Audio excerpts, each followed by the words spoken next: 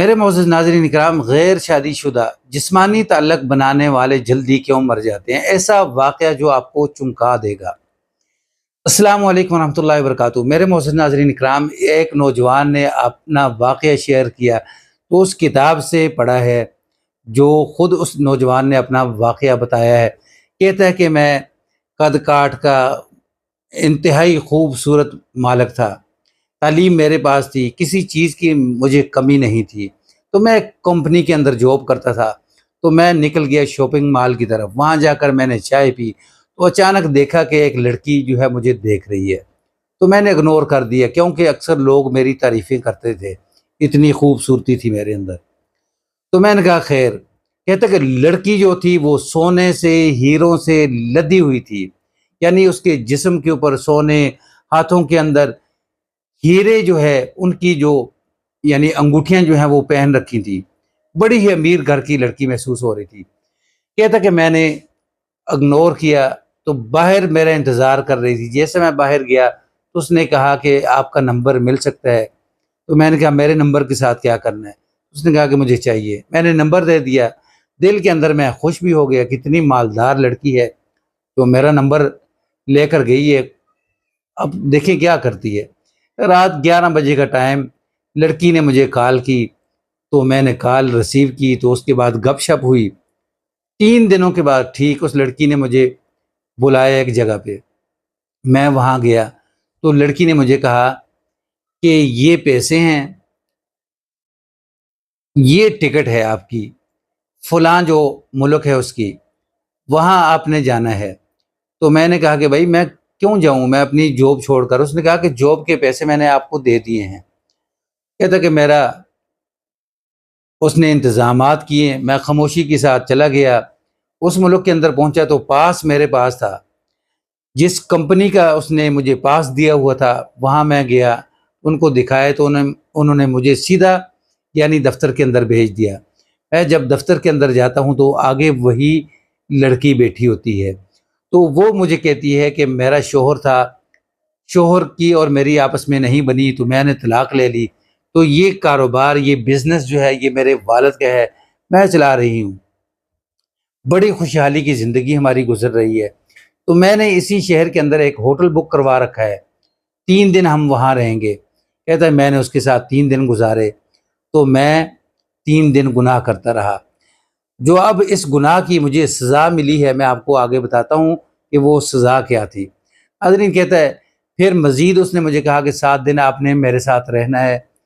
میری چھٹیاں جو ہیں میں نے 7 دن کی مزید لیں، 7 دن کے اس نے مجھے پیسے ڈبل دے دیے کہ یہ لو، یہ آپ کے 7 دن کی سیلری کے پیسے ہیں۔ میں بڑا خوش ہو گیا کیونکہ ایک امیر لڑکی جو تھی وہ میرے ہاتھ لگ گئی۔ کہتا کرتے کرتے ہمارے تعلقات جو ہے وہ تقریباً 2 سال سے بھی زائد رہے۔ تو اس دوران میرے بھائی جو تھا اسے شک ہوا، اس نے مجھے بڑی سمجھانے کی کوشش کی، لیکن میں نے اپنی بھائی کی بات نہ مانی، حتیٰ کہ میرے والد کا انتقال ہو گیا میرے سامنے۔ تو میں نے والد کی جو موت تھی اسے دیکھ کر بھی سبق حاصل نہیں کیا۔ بالآخر میرے بھائی کا ایکسیڈنٹ ہوتا ہے تو اسے خون کی ضرورت پڑتی ہے۔ تو جب خون کی ضرورت پڑتی ہے تو ظاہر ہے میں بھائی تھا، سب سے پہلے خون دینے کے لیے میں گیا۔ تو جب ڈاکٹروں نے میرا خون دیکھا تو مجھے بلا لیا۔ کہتے کہ سب سے زیادہ پریشانی والی بات پتہ کیا ہے؟ کہتا کہ میں نے سوچا کہ میرے بھائی کی جان خطرے میں ہے۔ کہتے بھائی کی فکر نہ کرو، لیکن اس سے زیادہ خطرناک بات یہ ہے کہ آپ یہ بتائیں کہ آپ لڑکیوں کے ساتھ آپ کے غلط تعلقات ہیں۔ تو کہتا کہ میں ڈاکٹروں کی یہ بات سن کر یعنی ان منہ جو ہے وہ دیکھتا رہ گیا۔ تو میں نے کہا کہ یہ غلطیاں ہوئی ہیں مجھ سے۔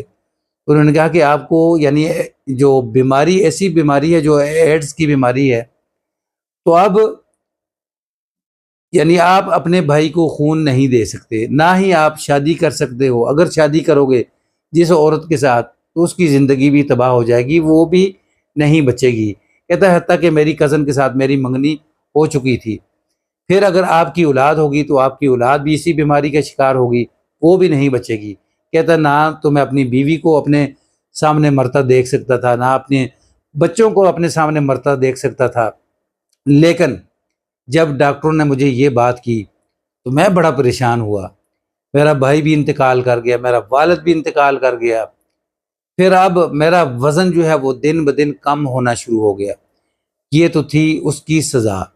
کہتا کہ اب اس کے علاوہ جو سزا مجھے ملی وہ تنہائی کی، نہ ہی میرے قریب کوئی آتا، پہلے تو کسی کو پتہ نہیں تھا، لیکن جو میری صحت تھی، جو میرا رنگ تھا، اس کو دیکھ کر کافی سارے لوگوں کو پتہ چل چکا تھا اس کو کوئی بیماری بڑی خطرناک قسم کی ہے۔ کہتا میری والدہ میری بہنیں زور لگاتی رہیں کہ شادی کر لو شادی کر لو، لیکن میں ان کو بتا نہیں سکتا تھا۔ بس دل کے اندر میں یہی سوچتا تھا کہ یہ میں نے گناہ کیا تو کیوں کیا۔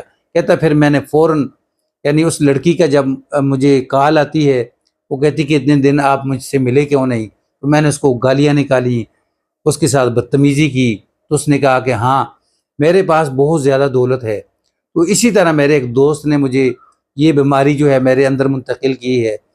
تو میں آگے اب جتنے مرد ہیں جو گندگی پھیلا رہے ہیں، جو گندے کام کرتے ہیں، میں ان کو اسی طرح چن چن کے جو ہے وہ نشانہ بناؤں گی جب تک مجھے موت نہیں آ جاتی۔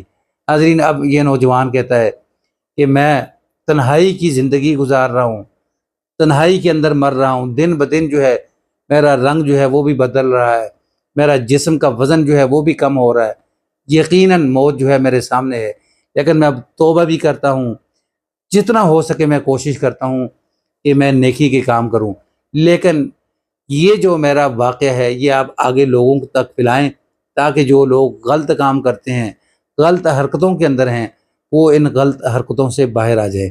ناظرین، واقعہ اگر پسند آئے تو اس کو آگے شیئر کر دیں، چینل پر نیو ہیں تو اس کو سبسکرائب کر دیں، بیل کے بٹن کو دبا کے رکھیں تاکہ آنے والے اس طرح کے واقعات جو ہیں وہ آپ کو ملتے رہیں۔ السلام علیکم ورحمۃ اللہ۔